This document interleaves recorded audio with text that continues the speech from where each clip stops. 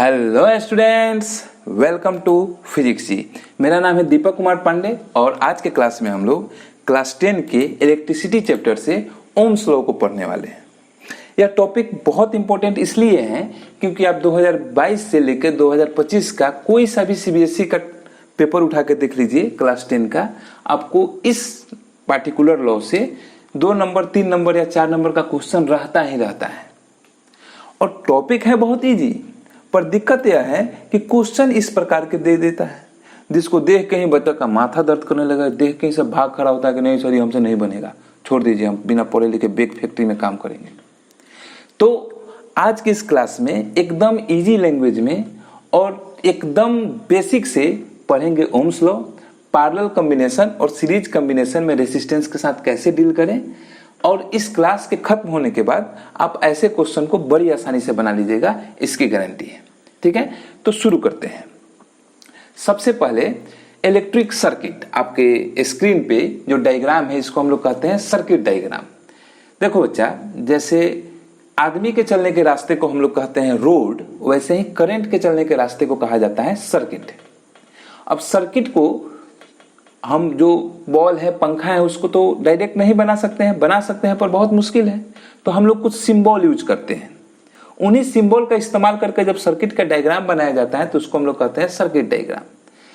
एक सर्किट में यह जो सिंबल है, यह सिंबल है सेल का, जिसको आम बोलचाल में हम लोग बैटरी कहते हैं, परंतु फिजिक्स में बैटरी और सेल में अंतर होता है। एक से अधिक सेल के कॉम्बिनेशन को बैटरी कहा जाता है और एक अगर हो तो उसको कहा जाता है सेल। यह हुआ स्विच, जिसको तुम्हारे किताब में की लिखा होगा। और यह सिंबल जो टेढ़ा मेढ़ा लाइन दिख रहा है, यह है सिंबल रेसिस्टेंस का। अब रेसिस्टेंस क्या होता है? देखो, करंट जब किसी कंडक्टर से चलता है तो कंडक्टर अपने से चलने वाले करंट का विरोध करता है, इसी गुण को हम लोग कहते हैं रेसिस्टेंस। अब यह हर एक चीज में होता है, जो तार है वो भी करंट का विरोध करता है, पंखा है, तुम्हारा आयरन है, फ्रिज है, सभी का अपना अपना कुछ रेसिस्टेंस होता है।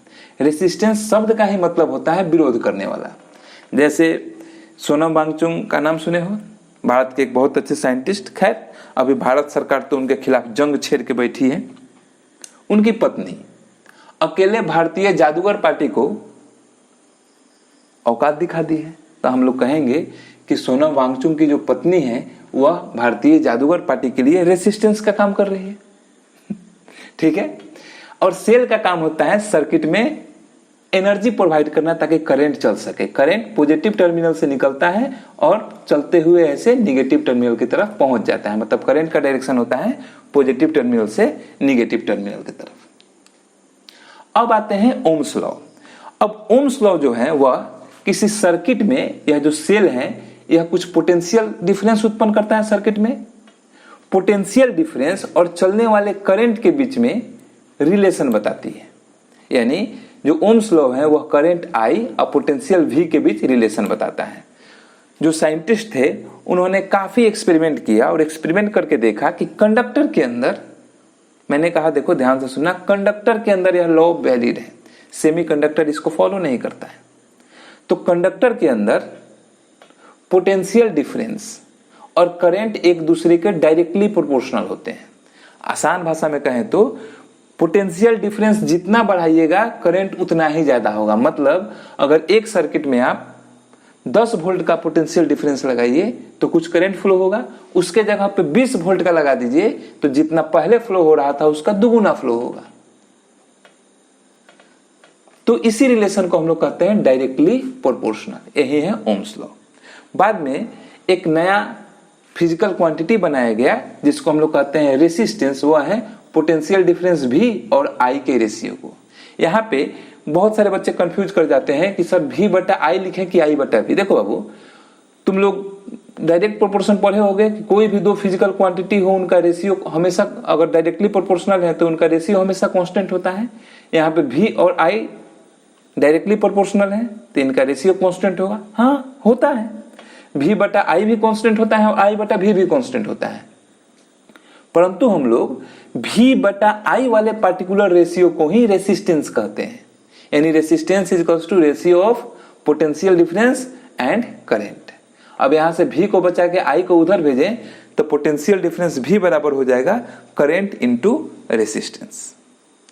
अब इसी फॉर्मूला को चलो एक न्यूमेरिकल में हम लोग यूज करते हैं। देखो यहाँ पे एक सर्किट है जिसमें सेल लगा हुआ है, पोटेंशियल डिफरेंस नहीं दिया हुआ है, सर्किट से 2 एम्पियर का करंट जा रहा है और 3 रेसिस्टेंस लगे हुए हैं। हमको बताना है कि इसमें पोटेंशियल डिफरेंस कितना है। यहाँ पे एक से अधिक रेसिस्टेंस है। अब जब एक से अधिक रेसिस्टेंस कहीं पे कनेक्टेड होते हैं तो वे 2 तरह से कनेक्ट हो सकते हैं। एक होता है सीरीज कॉम्बिनेशन और दूसरा होता है पैरेलल कॉम्बिनेशन। पहचानने का सबसे इजी तरीका यह है कि अगर सर्किट में कहीं पे ब्रांचिंग हुआ है, ब्रांचिंग यानी कि 2 रास्ता मुड़ा है। देखो हम लोग अगर चलें रास्ते पे और कहीं पे एक मोड़ आए जहां से 2 रास्ते निकले हुए हों तो हम उस दोनों में से किसी एक को पकड़ के चले जाएंगे, पर करंट ऐसा नहीं करता है। अगर करंट के रास्ते में 2 रास्ते माने करंट के सर्किट में तार में कहीं पे ब्रांचिंग हो जाए, 2 रास्ते मिल जाए तो वह दोनों रास्तों पे चलने लगता है। तो जितने भी रेसिस्टेंस जुड़े हुए हैं सबसे अगर एक ही करंट फ्लो हो रहा हो तो उनको हम लोग कहते हैं कि वो लोग सीरीज में। परंतु अगर बहुत सारे रेसिस्टेंस ऐसे जुड़े हुए हैं जिनमें अलग अलग करंट फ्लो हो रहा हो तो उनको हम लोग कहते हैं कि ये लोग पैरेलल में है। जैसे 2 एम्पियर का करंट इस रेसिस्टेंस से भी जाएगा, इससे भी जाएगा, इससे भी जाएगा, तो यह तीनों रेसिस्टेंस सीरीज में कनेक्टेड है। उसी के उलट यहां पे देखो, यहां से I करंट निकला और यहां पे ब्रांचिंग हो गया तो I1 करंट इधर गया और I2 करंट इधर गया। I1 करंट इन दोनों से गुजरा है तो इन दोनों से सेम करंट गया है तो यह 10 ओम का और 50 ओम का सीरीज में है और इन दोनों के साथ यह 30 ओम का पैरेलल में है। तो सीरीज और पैरेलल का कांसेप्ट समझ में आया। जब सीरीज कॉम्बिनेशन में बहुत सारे रेसिस्टेंस हो तो पूरे सर्किट का रेसिस्टेंस निकालने के लिए इन सभी रेसिस्टेंस को जोड़ देते हैं तो इस सर्किट का पूरा रेसिस्टेंस हो जाएगा, जिसको हम लोग इक्विवेलेंट रेसिस्टेंस भी कहते हैं, 2 + 3 + 1 यानी कि 6 ओम। अब फिर ओम्स लॉ से हम लोग अभी पढ़े हैं V = IR। अब यहाँ पे पोटेंशियल डिफरेंस भी निकालना है, करंट पता है, रेसिस्टेंस निकाल लिए 6, इसका वैल्यू पुट करेंगे तो हो जाएगा टोटल 12 वोल्ट। ठीक है। अब आते हैं हम लोग 2022 में CBSE ने एक क्वेश्चन पूछा था उस पे। यहाँ पे एक सर्किट है जिसमें 3 रेसिस्टेंस लगे हुए हैं, 6 वोल्ट का बैटरी लगा हुआ है, बैटरी यानी 2 सेल का बैटरी। आपको बताना है इस सर्किट का टोटल रेसिस्टेंस कितना होगा यानी इक्विवेलेंट रेसिस्टेंस, और एम मीटर से कितना करंट जा रहा है। करंट मापने वाले इंस्ट्रूमेंट को एम मीटर कहते हैं और उसका सिंबल ऐसे होता है, ए लिख के गोल घेर दिया जाता है। तो सबसे पहले इक्विवेलेंट रेसिस्टेंस निकालना, तो पहचानते हैं हम लोग कि कौन कौन सीरीज में है, उनको जोड़ देते हैं, और पैरेलल वाले के लिए दूसरा फॉर्मूला है जो मैं अभी बताने वाला हूं। तो यहाँ पे 10 ओम और 50 ओम सीरीज में है तो इन दोनों को जोड़ देंगे तो इनका इक्विवेलेंट आएगा 60 ओम। अब इस 60 ओम के लिए मतलब ऐसा अज्यूम करो कि यहां से लेके यहां तक 2 नहीं, एक ही रेसिस्टेंस लगा हुआ है 60 ओम का, तो वह 60 ओम और यह 30 ओम पैरेलल हो गया।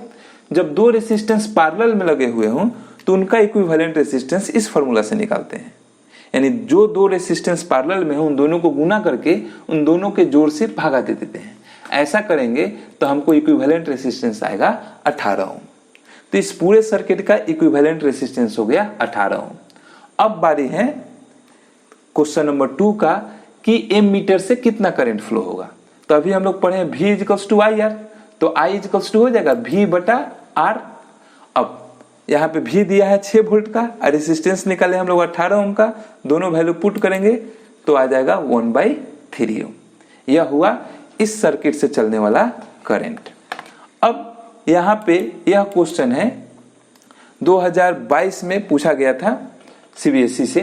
इस क्वेश्चन को देखिए और मैं इंतजार करूंगा आपके जवाब का। आप में से जो सही जवाब दूंगा उसके जवाब को मैं हार्ट दे दूंगा ताकि बाकी लोगों को पता चल जाए कि सही जवाब क्या है। और अगर आप लोगों में से कोई चाहते हैं कि मैं इस क्वेश्चन को बनाऊं तो कमेंट करिएगा, मैं इस क्वेश्चन को एकदम इजी लैंग्वेज में बनाऊंगा। ठीक है, आज के लिए इतना ही इस क्लास में। मिलते हैं किसी और टॉपिक पे किसी और क्लास में। तब तक के लिए tata, bye bye, love you all.